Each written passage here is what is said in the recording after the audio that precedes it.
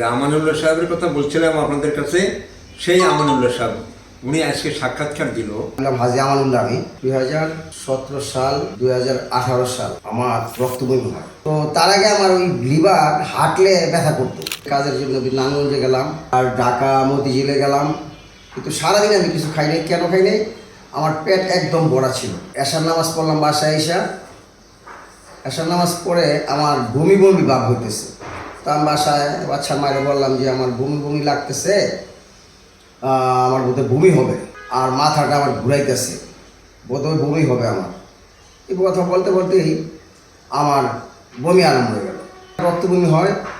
তো আমি খুব, আমার ফ্যামিলি, আমি সবাই আমরা ভয় পেয়ে যাই, কারণ রক্তবমি এই সচরাচর আমরা দেখি না। রক্ত দেখলে তেমনি আমরা সাধারণ মানুষ ভয় পাই। তা আমার রক্ত আসলো একদম বমির মতো।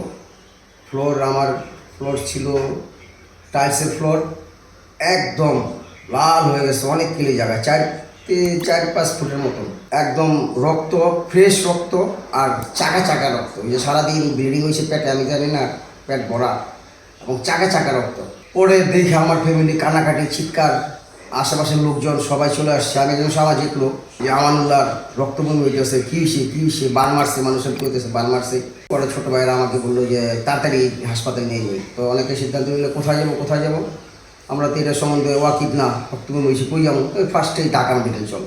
পরে ঢাকা মেডিকেল গেলাম, পরীক্ষা করার পরে তারপরের দিন জানতে পারলাম যে আমার কী হয়েছে, এই যে লিভার সিরোসিস, আমার লিভারের সমস্যা। লিভারের রক্ত ক্ষরণ হয়ে ভিতরে পাকিস্তানিতে আসছে, পাকিস্তানিতে আইসা পরে এই রক্তবমি হয়েছে। তো আমার ছোটো ভাই বললো যে ভাই কাজ করেন, ওই কবিরাজি, যেহেতু লিভার সিরোসিস, কবিরাজি ওষুধ খান।